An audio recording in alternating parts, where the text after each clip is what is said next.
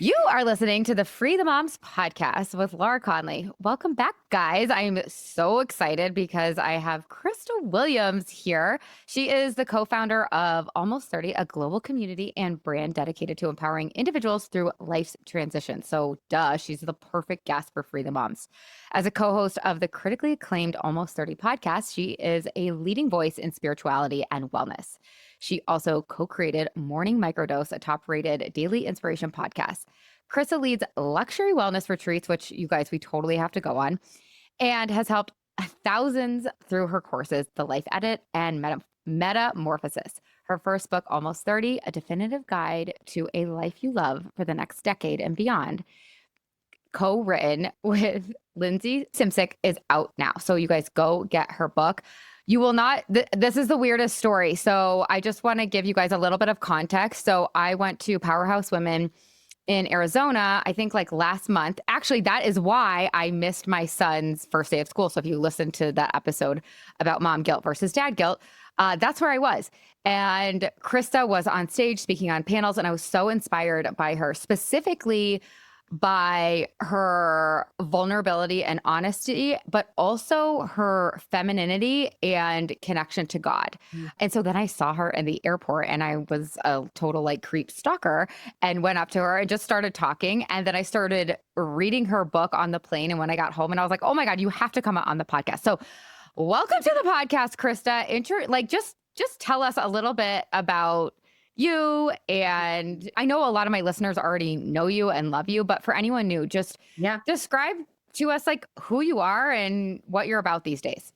Well, I think us meeting at the airport after that event's a perfect example. We got so deep within, I think, 2 minutes. We were already talking about the deepest things ever. You were like, is this okay for us to be this deep? I was like, this is where I live. So I'm someone that's like a deep feeler. I have been sensitive my whole life, and I'm also really powerful. And like a lot of women, I have a lot of different layers, very multidimensional. And right now I work with women all over the world to help them love themselves more in their life.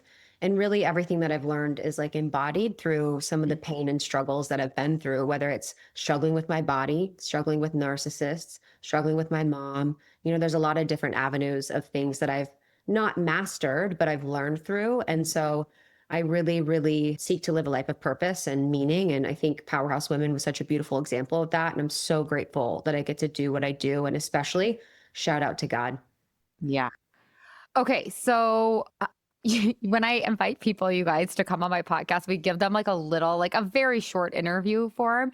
And she's like, Chris is like, we could talk about whatever you want to talk about, but which is ironic, but of course not ironic. You said we could talk about divine femininity. So I want to go there real quick because my word of the year of 2025 is feminine, and it chose me. Like, I was pissed. I did not want this to be, it's on my bracelet. I didn't want this to be my word because I love to have like hyper masculine it. So talk to us about like what does that even mean? What does the divine feminine mean? And how do we start to practice embodying it and being more feminine in a world that like teaches us it's safer and maybe better to be more masculine? Yeah, I think what you feel is normal. I think a lot of women are very resistant to actually being in their feminine because they perceive feminine to be weak, feminine to be not making as much money, not being as productive. Like the soft girl era kind of promotes something that a lot of women don't have as attainable. Like so many of us have jobs and careers and do so much. And I think when I speak about the feminine, it's not about lessening your masculine or lessening your success or lessening your ability to do a lot of things.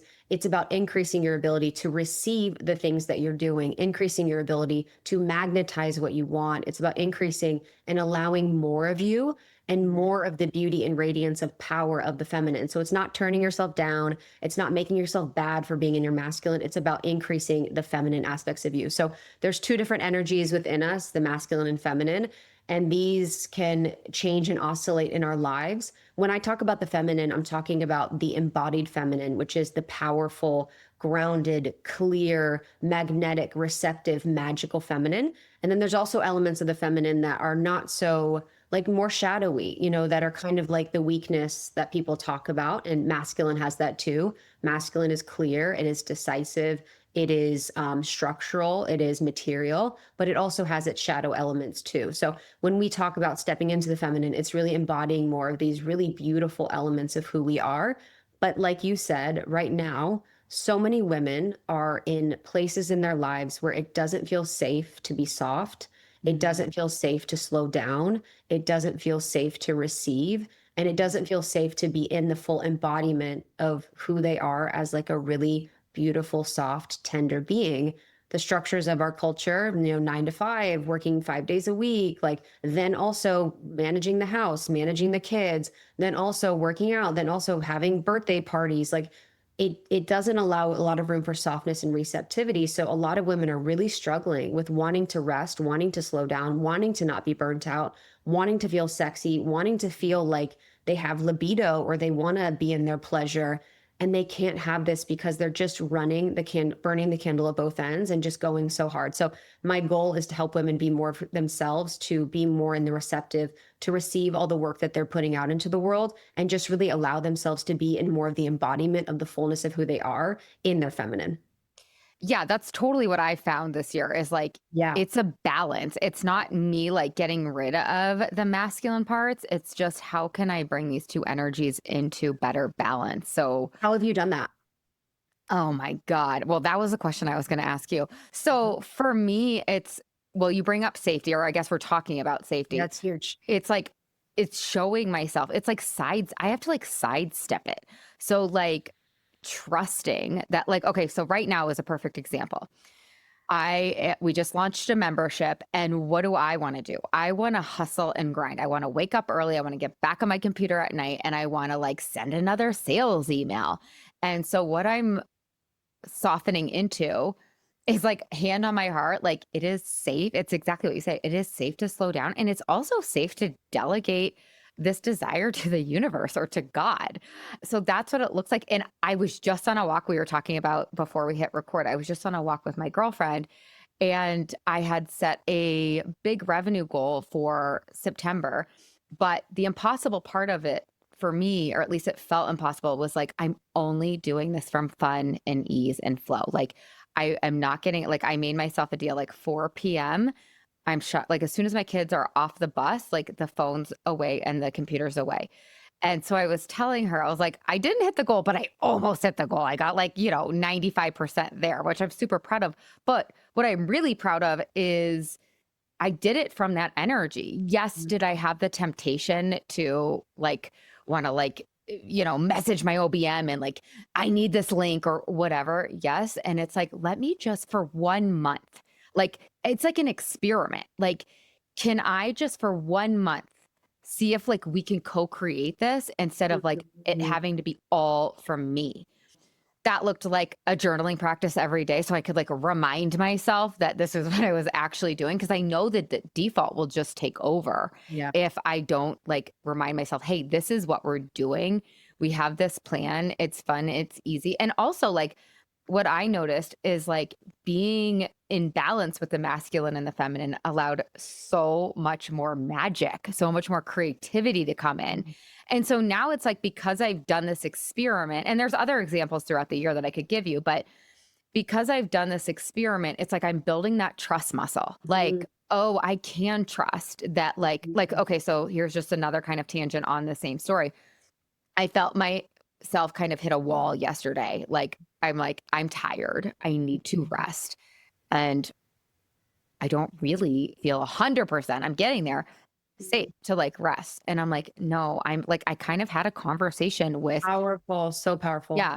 So I felt that so I don't powerful. really want to listen to it. I just sort of want to get back on Slack. But I'm like, let's just try it. Let's just try laying down and doing like I like doing these yoga nidras. Mhm. Let's lay down and do a yoga nidra and let's just give ourselves a lot of rest over the next week and then like check back in. So it's Mhm. almost like an experiment. I feel like my nervous system can get on board when I'm like, we can go back to hyper masculine like in Mhm. a month, but Mhm. let's just try it this way. Yeah, So that's that's one beautiful. example. What would you say? Like, how do we create safety? Like, how Yeah. do we start to? Safety is huge. I'll talk about that. I just want to kind of pull two things out of what you were sharing. So the first thing is you in the practice of hearing the voice say you cannot rest and saying let's just try it. It really is. So much of the work of this, of our lives, is being in conversation with ourselves when the part of us is like, I need to do more. I have to get on Slack. I have to send this email. I have to do this thing. It's actually stopping and being like, if I want a different result, I need to take a different action. Yeah. This is my chance. And we think it's in the big actions. We think it's like quitting the job or whatever. It's like, no, it's actually you taking rest in that moment when Yeah. you felt like you couldn't. So the masculine part of you is like, we have to do more. We have to do more. And the feminine is like invitation for softness, invitation to rest. So that conversation with yourself is essential. And then I loved your first example too, which is something that I'm really doing right now. You talked about how you're in this new launch and you send this email, and there's again a part of you that wants to do more, to put more emails out, to like, do more. And it's Yeah. always more. Yeah. But that energy, and this isn't even feminine, the energy of that is lack and scarcity and fear. I'm doing more because I'm scared I'm not going to hit my number. I'm not there yet. We need more. And so it's actually the energetics of that is Mhm. being put out into the universe. That isn't what you want in Yeah. life. You want, abundance, you want creativity, you want flow. So when you go on the other side, when you're like, actually, I'm going to choose to trust, I'm going to put out one really, really good freaking email, and I'm going to Yeah. allow the energy to come back in. So in the first, you have energy continuously going out.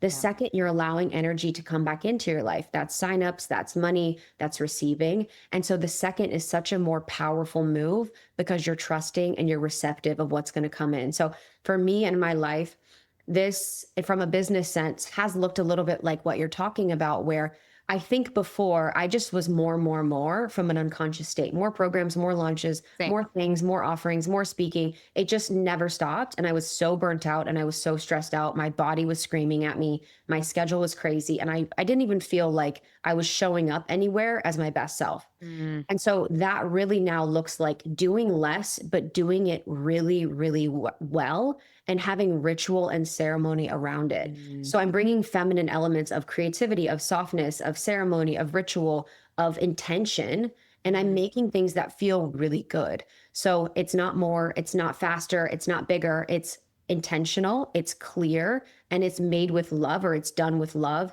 And this is the thing, is now in business, it's not about a more game because you're never going to end that cycle. You Yeah. could always, There's no ceiling. Yeah. there's no ceiling. You being in like, I'm going to create something that feels really good and trust what comes back is going to be so much better in the long run for your body and for your business. Yeah. Okay. So a couple things that you said that now I want to like pull out of you and like highlight. Mhm. You said, hey, I like, or what you pulled out of me was kind of like, you're stopping to have that conversation. You're stopping to say, no, I'm not going to get back on Slack. And then you brought up ritual and ceremony. And I feel like ritual ceremony, like for me, a journaling practice or a Yeah. meditation practice, I kind of am like liking the word a grounding practice, whatever we want to call it. When I do that at the beginning of the day, it's so much easier for me to stop in the middle part of the day. And I think that's huge. And to go back to your question too, this popped in my head while you were talking.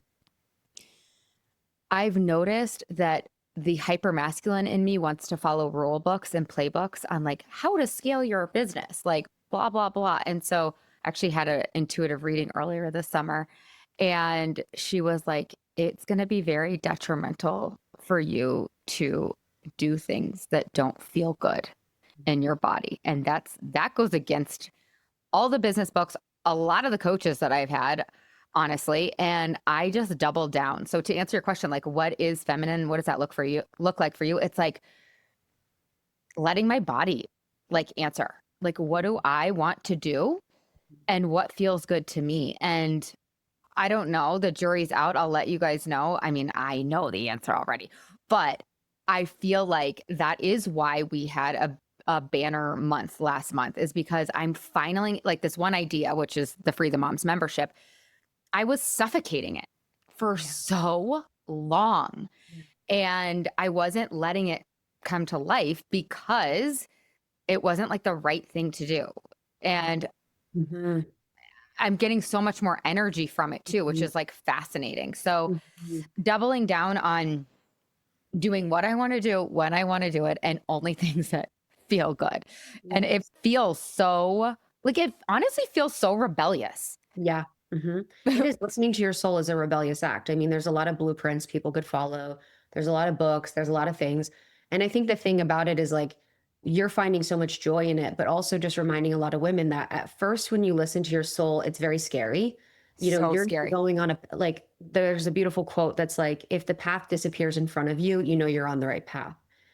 For a lot of us women, we are entering a new paradigm where we're creating businesses from a different type of energy. Relationship templates are changing. The way that we're doing business is changing. The way that people are buying is changing. AI is changing a lot of different things.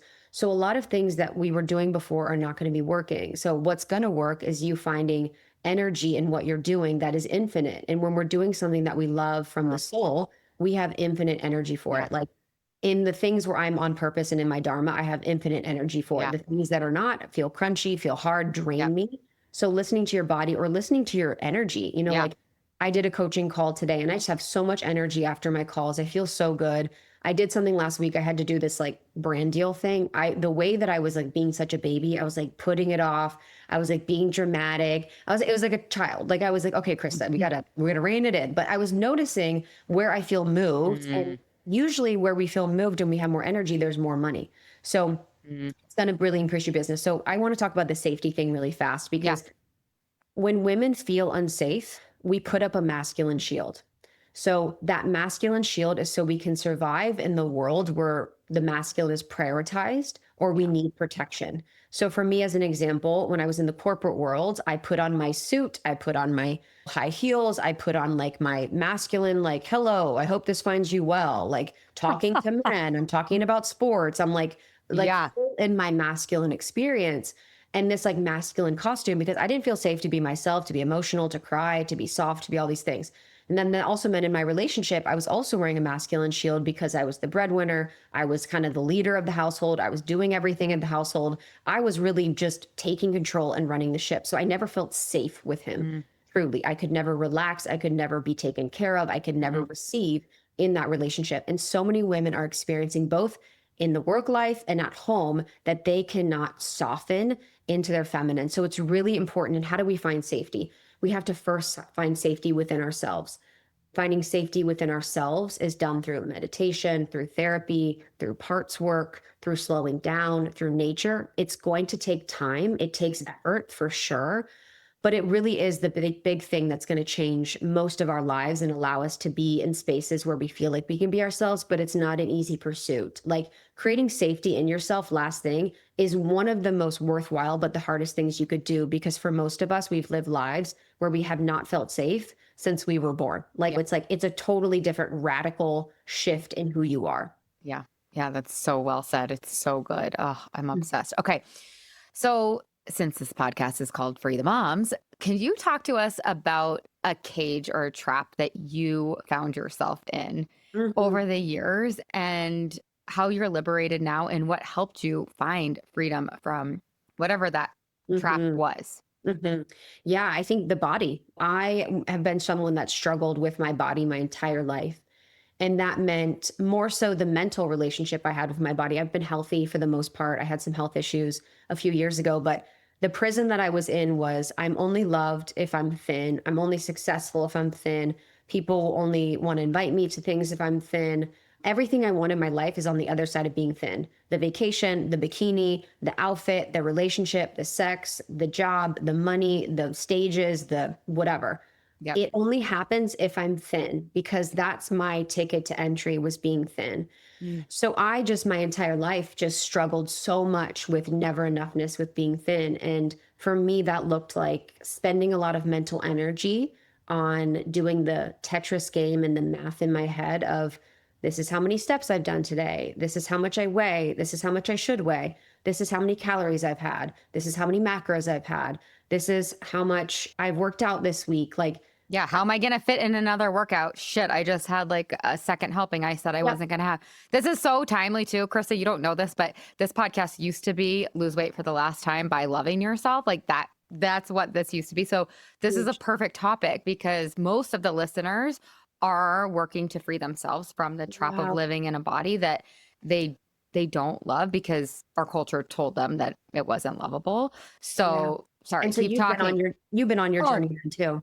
Yes. And then I had my daughter, which the audience knows I had my daughter 8 years ago, almost to the day. And she was actually in the hospital for a month and it was like horrible. And the first shower I got after that month, I'm butt naked out of the shower, beating myself up for not bouncing back into my pre-baby jeans fast enough. And that's when I had my wake up call and I was like, oh fuck, I'm gonna pass this down to my dog. Like she was in the bathroom with me in her bassinet, like perfect, cutest, cooing up at me. And I'm like beating myself up for not losing the baby weight fast enough. And so I like made like I had accepted defeat prior to that. I was like, this is just gonna be my thing. I'm just gonna always struggle and I should just like accept it because it's not that bad. But I was living in a cage and she was like my inspiration and I still kind of can't believe. I don't know if you feel like this, but like yes, this is a practice, of course, like loving my body, but I still kind of can't believe that I do love it unconditionally and that I feel at home in my body. Like it still feels like a miracle to me. I know. I had that moment of surrender once too, where I was like in my living room and I was like, you know what? I'm going to die with this voice in my head it's just after me all day long. And I was like, okay, I'm kind of surrendering to it. And that was like kind of the moment where things shifted. But when I think about my growth in life, like I'm so proud of what I've grown through and the woman I am. But I think when I think about the body, I truly, madly, deeply, if you would have told me that I would eventually love my body, I would never believe you. You would have said I would have peace with food. I would never believe you. If you would have said Same. that peace with working out, I would have I would have been like, you're insane. That's not real. That's not possible. And that is like, I mean, dude, the way that sex opened up for me, the way that Yeah. me being seen opened up for me, like it was everything. And so it's interesting too, like I think with women that are listening that don't feel like it's accessible to love your body, don't feel like it's there. I think the goal isn't then to love your body, it's to find neutrality with your Yeah. body. So Agree. it's to move from the voice that's telling you all of these things about your body. You're not enough. You need to get in the jeans faster. It's quieting that voice and just finding peace where you can hear it, you can honor it, but you're not listening to it as the dominant voice in your body. You know that you are worth more than how much you weigh. You know that your soul came here to do something outside of be thin. So when we can quiet this voice and really encourage the voice that's like, yo, I'm here to do something big. I'm here to change the world. I'm here to whatever. Like you encourage the voice and then quiet the other voice. But Yeah. oh, man, it's just, I think most women, I think probably every woman listening has struggled with their body at some point. And me getting out of that prison has been like the greatest gift. Like I could get emotional thinking about it. It's Yeah. so nice. Yeah. It's so nice. I relate to literally everything that you said. So how did you Mhm. free yourself from Yeah. that trap? You talked a little bit about it, but say a little bit more. Yeah, of course, because And you talk about it in the book too, you guys. Like her chapter on the body is like so good. So oh, keep I talking. We can't feel keep proud of talking. it. Just because it's very real for me. So the way that I healed the relationship with my body, I think first the surrender of acceptance of where I was. Like it's almost like when you go to AA and you're like, I'm an alcoholic. I need help. Like people Yes. go through program, they recognize, they surrender and they need help. They give it over to a higher power. I literally was like, I need help. I'm surrendering this. I'm giving this up to God. And that was huge. So that was the first part of my process was really being like, damn, I have a problem. And this is an issue. Yeah. I think the second thing that I did was I removed anyone from my social media feed that was triggering, anything from my like online presence that was triggering by muting them or unfollowing them, just so on a daily basis I could Yeah. be more in my healing. Yeah. I also chose to not engage in conversations or be around other women that were struggling with their bodies. And so from like if we think about it, and you know this as well as I, you've been to dinners where women have disordered eating and they're like clocking what you're eating. They're, hey, are you going to eat that? Oh my God, you didn't eat all day. Like, oh, you gotta, that whole Yeah. thing I'm unavailable for. So Yeah. I no longer participate or hang out with women. Not that I know my friends are the best. None of them are perfect. I'm not perfect. I'm not saying that I don't Of love course. people, Yeah. but I just can't be around eating disorder people. Yeah. So I chose to remove them from my life. And I think the third thing was parts work. Have you done internal family systems parts work? Yes. So Like, good. it's so good. So it's a psychotherapy technique that really personifies aspects of us. So the voice of you in the shower, that's like, girl, you got to get in them jeans. You look bad. We would take that, unblend that from you and talk to her like if she was a part of you or if she was a Yeah. being. So we know that she's not you. She's afraid. She thinks that you have to be thin to be loved. You have to be in jeans to be loved. So we would work with her. We would tell her we love her. We kind of do a whole process with her. But parts work, if you can do it with an IFS therapist, will absolutely change the Yeah. game. And I think that was the biggest thing for me that really helped. Mm, yeah. Yes. Inside the Yummy Mummy experience, we do a little bit of that. And we all name our, like what I would call like our diet brain, but really it's a part of Love us, it. right? And yeah, we have had my clients have the funniest, best names for Dude, their diet brains. And they can actually, it's what you're saying, but create this like loving, playful relationship with that part of them. That's actually like very well meaning and protective, right? So I love that you brought that up because I think for me, that was really important as well. essential. I think mine was like I had a binger, so I binged. So I Yeah. was like, okay, there's a part because when you binge, you're like, girl, like something you get possessed. I'd be driving home from work and I'd be like, yo, whatever's in the cupboard doesn't want to see me coming. I'm like, turn off the lights. I'm like, pull down the curtains. No one's home. It's time to binge. And then the next day I'd be like, oh, I want to do 4 workouts today. And there'd be the part that would like kind of keep me on a tight leash. So when I could be with those 2 parts and notice that my Mhm. binger just wanted to soothe my nervous system, just wanted to cope with a really hard day, just wanted to feel really good with all those endorphins and the dopamine from food, like Mhm. then I Yeah. could really love her and hopefully give her different ways to regulate the nervous system, Yeah. different ways to feel good other than eating and binging. Yeah. Oh, that's so, so good. Yeah. Okay. So that was so helpful. I'm so glad you brought that up. Yeah. Okay, let me see what I want to ask you. Now, I have a bunch of questions, but I just want to see. Oh, I know what I want to ask you. Okay, can you talk to us a little bit about your relationship with God? Because I think so many of our listeners are reconciling this right now. So, oh, and this is the other thing, you guys, I wanted to tell you. So, one of the things that was so powerful to me is that Krista up on that Powerhouse Women stage, she talked about her relationship with God. And I just started to wonder these women that I admire and look up to and are role models for me, like you, like a Lori Harder. I love Lori Harder too. I just, I said to you at the airport, I'm like, I wonder if any of these like quote unquote really successful women or women I look up to, like, are there any of them that don't have a relationship with a higher power or with God or with the universe? So talk to us about kind of your evolution with that. Got you. Yeah. I think, again, just like the body, I grew up Catholic. I grew up in conservative Ohio. So we were like, it just felt like it was stuffed down my throat. It felt like there was no magic. It felt like there was no opening. It felt like the women were discluded, not included. Felt like all the parts that make the spiritual practice really beautiful and seem inclusive to me were kind of removed. So I didn't really have God. I was like universe, source. Like I kind of was like running through my things. And, I think there was a time in like 2020 probably where I was like, okay, I really am doing all the things. I'm seeing psychics, teachers, mediums, all this. I still see people, but I was like, I just want to look at God. Like, I just want to relook at that because it was almost like an inner rebel part of me was like, no one tells me to say God. Like, I don't want to go to church. Like, I was like, kind of just like, it was like an inner teen like thing. I was like, Yeah. no, like, that's lame. Like, I didn't want to do it. So I was just like, okay, what is the belief here? What is human and what is God? Like a lot of the perceptions we have of God are based on religion and based on dogma. And I kind of had to like untake religion, take out dogma, and be like, if I could create a new relationship with God that felt true for me, that felt supportive for me, that felt honest, what would that look like? And what would that invitation be with God? If God is infinite, if God is all these things, we can have a relationship outside of this one way.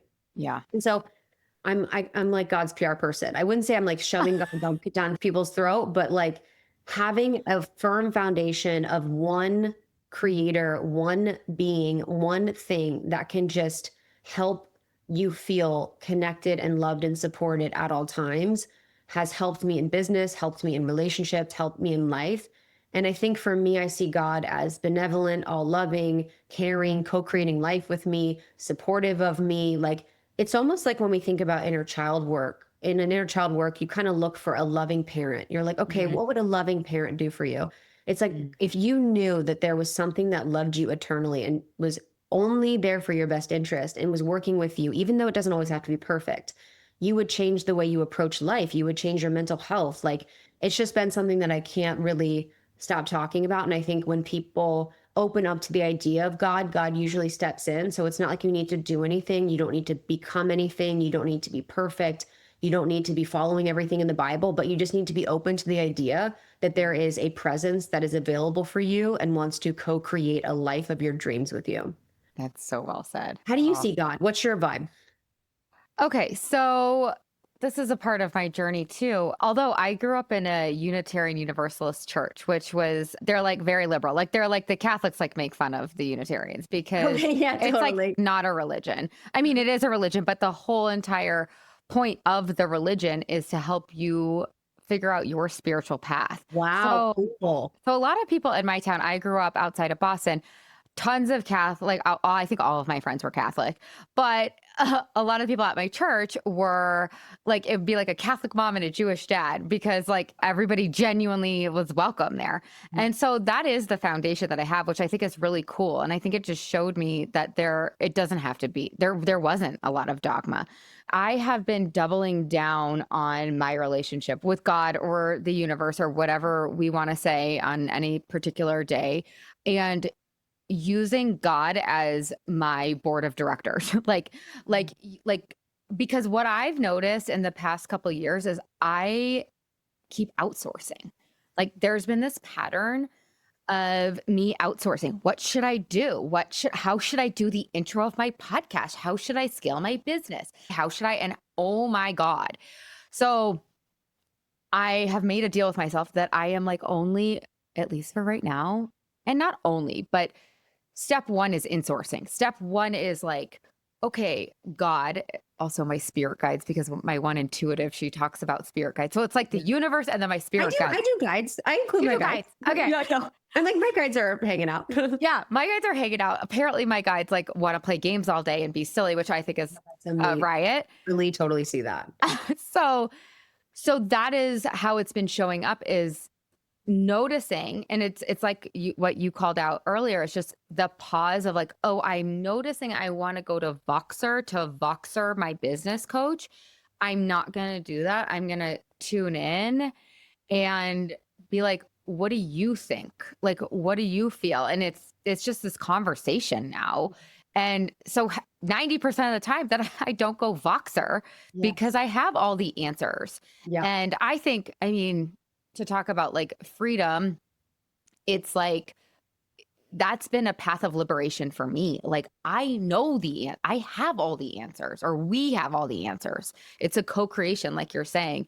And so even like yesterday when I was noticing that I was kind of hitting a wall with work stuff, I was like, what do we need? And the universe, my spirit guides, like all of us, we were like, we need a yoga nidra and we need to clear the calendar for the weekend. And we just are going to we are not going to drive 2 hours to see the fall fucking leaves. We are going to lay on the porch swing and we're going to hang out. So that's sort of the evolution for me is like, just, I don't want to say using, that sounds like the wrong word, but just talking and listening a lot more and creating, like you were saying, rituals around that and practices around that. So I can remember that they're here. So it's amazing. I think it can be that simple. Like, so if anyone, it even could be someone connecting with their intuition. They could be like, I just want to connect more with my intuition, that voice within.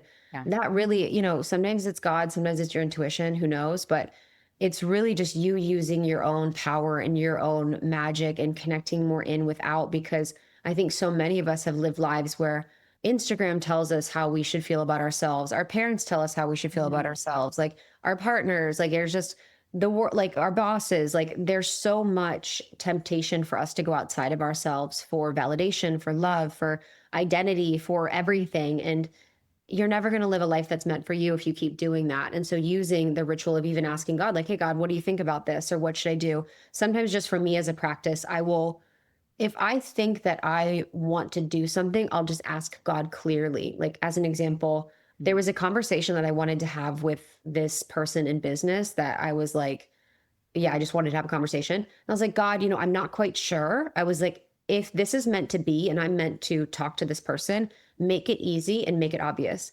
And, I had the conversation the next day. This person emails me, like, I want to have a conversation. Like, it was just like the answer came Yeah. directly and clearly. And if it didn't come, I would think, okay, that's fine. Like, this is not part of it. But when we can ask God clearly, usually the right answer, if it's clear and if it's meant for you, will happen. So even just opening up a dialogue with God, I think is going to really serve people and really help them to feel more grounded, more at peace. And like, they're not alone. Like, I don't feel like I'm ever alone. I'm like, I Yeah. know that I'm here for a purpose. I know that I'm here for a reason. And, it doesn't mean I'm better than anyone else. It just means that like I have a divine design that has enabled me to do something on earth that like I'm very clear on doing. Yeah. Oh, I Yeah. What totally do you agree feel with like you. yours is? Wait, say that again. Ask What me do a you feel question. like what do you feel like your purpose here is? To free the moms. To Yes. free the moms. I mean, I think I have, and I'm sure you agree. Like, I Yeah. think I have many purposes, but number one, to free the moms, and number two, to like be a free mom. So just embodying that That's and huge.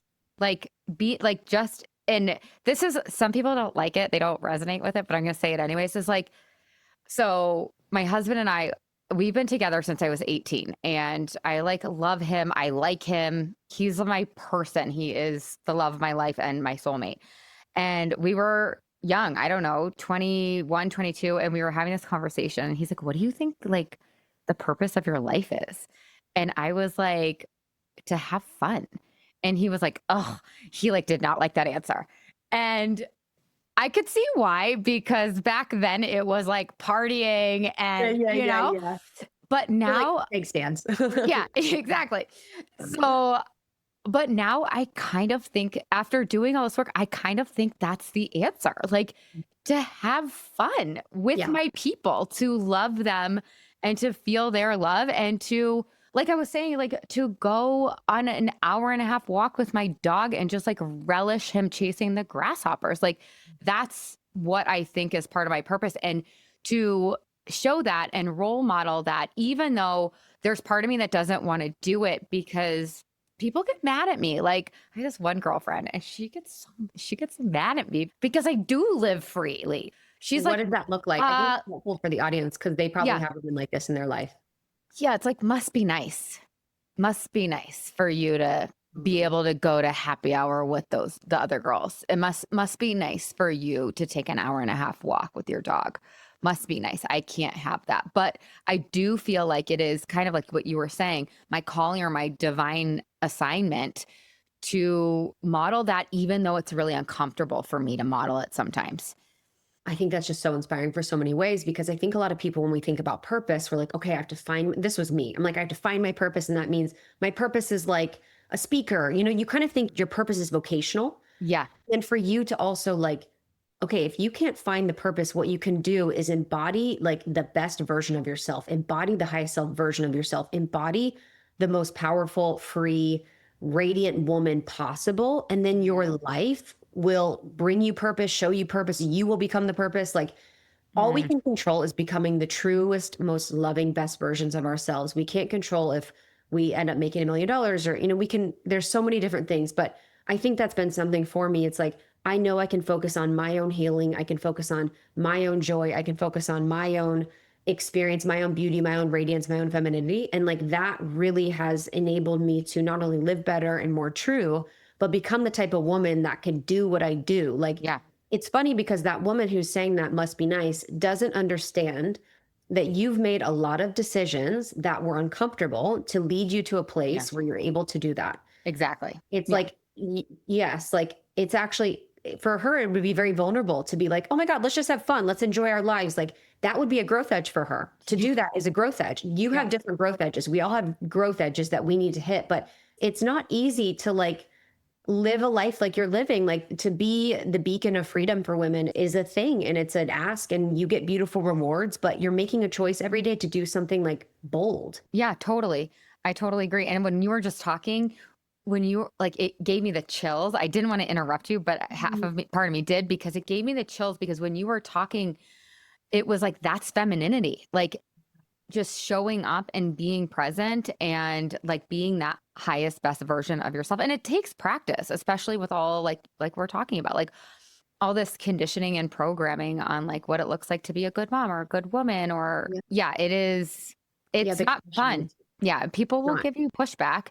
and oh well. Like this is like something that I have to tell myself because sometimes I'm like, F this. I'm gonna like go work at Starbucks. I'm gonna quit this and I'm gonna go work at Starbucks. The And story of my life. yeah, Yesterday, I was like texting my friend. I'm like, I'm ready to have children and I'm ready to look in their eyes and that be my job.